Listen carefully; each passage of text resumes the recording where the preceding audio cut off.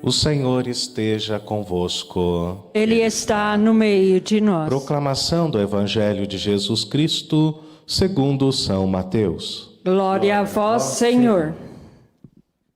Naquele tempo, a fama de Jesus chegou aos ouvidos do governador Herodes. Ele disse a seus servidores: é João Batista que ressuscitou dos mortos, e por isso os poderes miraculosos atuam nele. De fato, Herodes tinha mandado prender João, amarrá-lo e colocá-lo na prisão por causa de Herodíades, a mulher de seu irmão Filipe. Pois João tinha dito a Herodes: não te é permitido tê-la como esposa.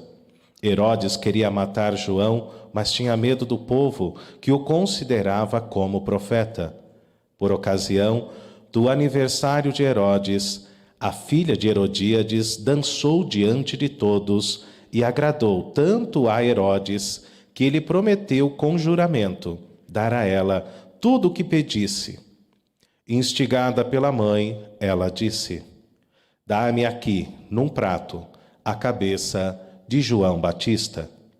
O rei ficou triste, mas por causa do juramento diante dos convidados, ordenou que atendessem o pedido dela e mandou cortar a cabeça de João no cárcere.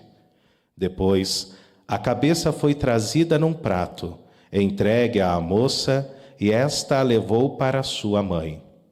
Os discípulos de João foram buscar o corpo e o enterraram. Depois, foram contar tudo a Jesus. Palavra da salvação. Glória a vós, Senhor. Queridos irmãos, queridas irmãs, uma saudação especial a vocês que rezam conosco pela Rede Século XXI, pela TV. Que alegria estarmos juntos celebrando esta Eucaristia, e uma saudação também calorosa aos nossos irmãos visitantes da caravana de Monte Santo, é isso, Minas Gerais. Sejam bem-vindos, viu? Que alegria tê-los aqui conosco nesta Eucaristia. Ainda também os nossos irmãos de Osasco que estão vindo aqui pela primeira vez, o Juan, a Leila e o Rafael. Deus abençoe todos vocês. Queridos irmãos e irmãs, o profeta é chamado sempre a viver pela verdade, mesmo numa sociedade violenta. A primeira leitura de Jeremias, no capítulo 26, nos mostra que o profeta quase foi morto por causa da sua obediência a Deus. Quase foi morto por causa da sua missão, da sua fidelidade ao Senhor, da sua missão de profeta. Por quê? Jeremias, queridos irmãos e irmãs, previu a ruína de Israel, previu o exílio, previu o sofrimento, previu a escravidão do povo e disse abertamente isso: se não houver conversão, todos padecerão por causa do pecado. Na primeira leitura nós vimos as palavras do profeta que disse: foi o Senhor quem me enviou para profetizar para esta casa e para esta cidade. Agora, portanto, ouvi a voz do Senhor Deus.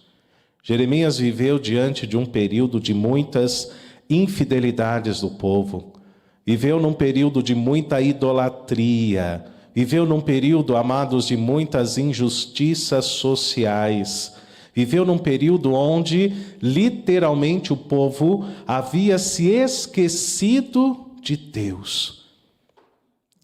Isto é um perigo muito grande, quando nós nos esquecemos de Deus. Portanto, é diante desta situação, é diante deste esquecimento que se agrava a violência dentro de qualquer sociedade. Nós falamos ainda da sociedade do tempo de Jeremias. E nesse período, a violência se agravou. Queriam matar o profeta por causa da sua mensagem, vejam só. E Jeremias escapou por muito pouco. Mas, afinal de contas, o que é a violência? A violência é, na verdade, o sopro de Satanás, num coração vazio de Deus, mas num coração cheio de maldades, de trevas e de escuridão. O profeta viveu naquele tempo numa sociedade violenta. E nós, queridos irmãos e irmãs, não caminhamos muito diferentes dele, não é verdade? Quando nós nos esquecemos de Deus, quando nós nos tornamos pessoas vazias do Senhor, vazias da luz de Deus, somos tomados pelas trevas e pela escuridão. E aí as coisas ruins acontecem, não é verdade? Quanta violência nós testemunhamos nos dias atuais. Toda semana praticamente, lá nos Estados Unidos, um atirador invade uma escola ou entra num lugar público e mata dezenas de inocentes, não é? Às vezes a gente olha uma notícia e pensa que é da semana passada, mas não é. É sempre uma notícia nova, aonde pessoas vazias de Deus se alimentam do ódio, do rancor,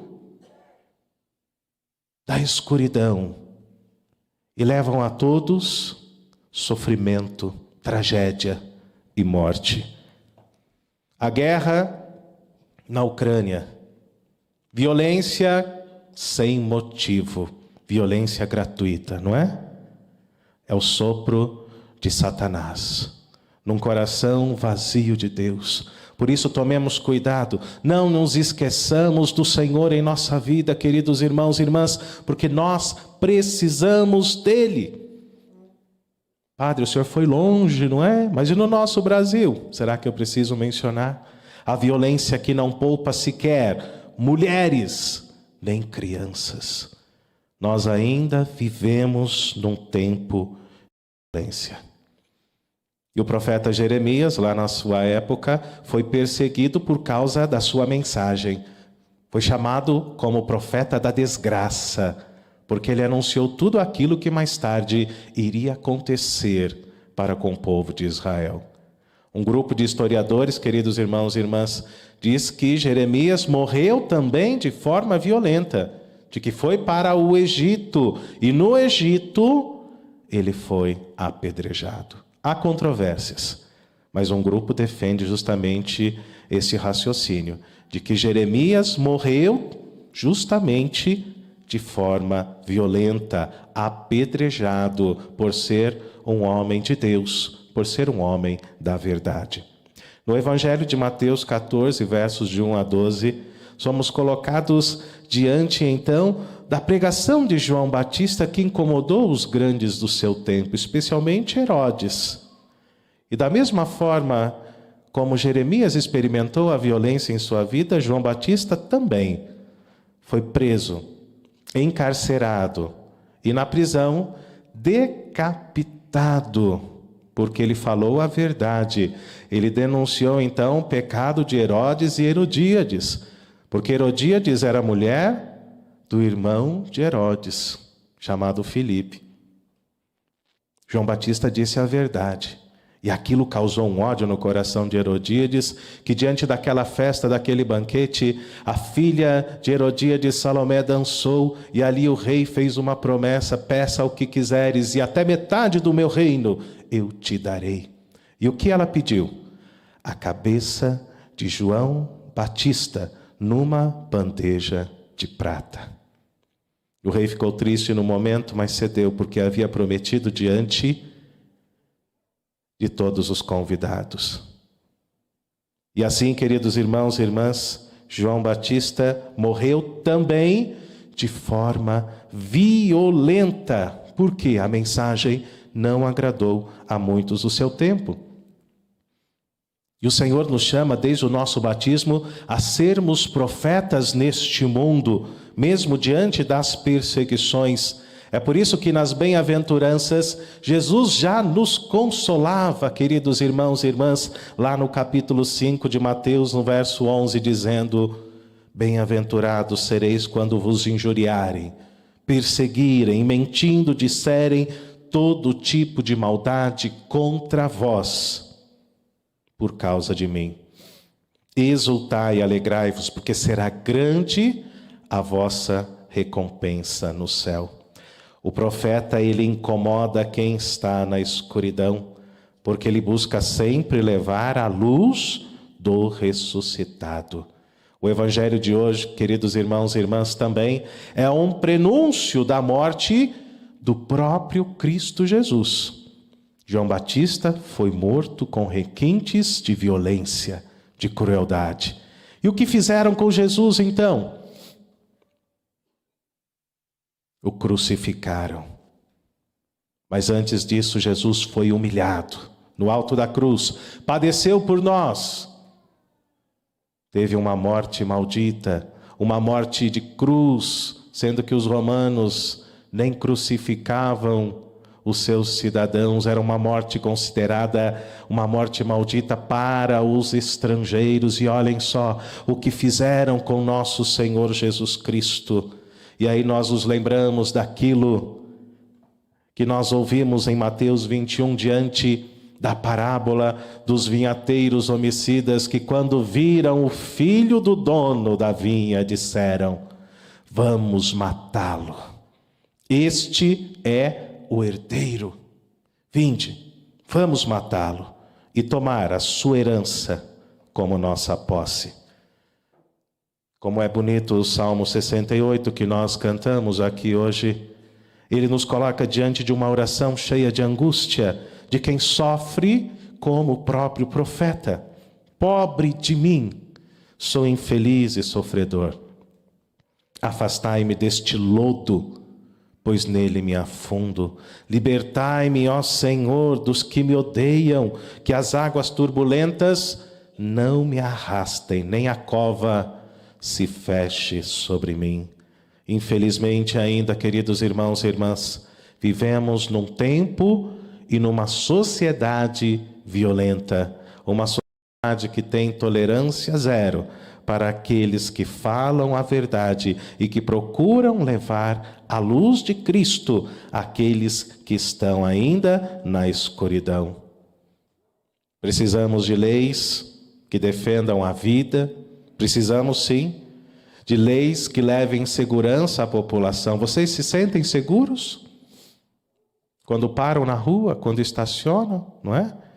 Esses dias eu estava lendo que aumentou a violência na região metropolitana de Campinas. Pessoas que matam por um aparelho de telefone. Vejam só quanto vale a vida. E nós esperamos, né, que nossas autoridades façam alguma coisa. E muitas vezes criam leis ainda a favor do aborto, leis que matam. Leis que não ajudam, que não trazem vida e nem aliviam o sofrimento do povo. O povo está sofrendo. O povo passava fome desde antes da pandemia. Crianças que saem de férias da escola passam fome em casa porque não têm o que comer. Esse é o retrato do nosso país. Peçamos, queridos irmãos e irmãs, que o Espírito Santo nos dê coragem para que possamos fazer deste chão aqui o início do reino dos céus, que deve começar no meio de nós, não é? Os profetas sofreram lá no Antigo Testamento por causa da violência. Jesus Cristo sofreu, João Batista sofreu, todos os discípulos de Jesus sofreram, só João escapou do martírio, mas quase foi martirizado também. Vejam só a resposta que o mundo dá àqueles que se colocam diante da luz de Cristo e da verdade do Senhor, não é verdade? Quando nós olhamos para a nossa economia, então, nós nos sentimos violentados. Quanto custa hoje uma cesta básica? É de matar, não é verdade? Viver tornou-se muitas vezes um peso, um sofrimento diante deste mundo tão injusto e tão violento. Que o Senhor use de nós, da nossa vida, para que nós possamos implantar desde já, mesmo que de maneira não plena ainda, o céu que deve começar aqui, no meio de todos nós. Precisamos ser como Pedro, precisamos ser como Paulo, que viajou o mundo falando de Deus, evangelizando, não é? para que essas pessoas vazias do Senhor e cheias do espírito da maldade possam um dia conhecer a luz, assim como Paulo conheceu, ele que também era um homem violento, ele que também maltratava, perseguia e matava os cristãos, tornou-se uma das colunas da igreja porque conheceu ao Senhor, porque o Senhor se manifestou a ele. Que o Espírito Santo nos ajude, queridos irmãos e irmãs, e que gastemos a nossa vida por este reino, porque o Senhor mesmo disse lá em Mateus 16, a quem quiser salvar a sua vida vai perdê-la, mas quem perder a sua vida por causa de mim, este vai encontrá-la. Que o Senhor use de nós para que possamos defender a vida e transformar esta sociedade numa sociedade mais cheia de Deus e dos valores do Evangelho. Louvado seja nosso Senhor Jesus Cristo. Para sempre seja louvado.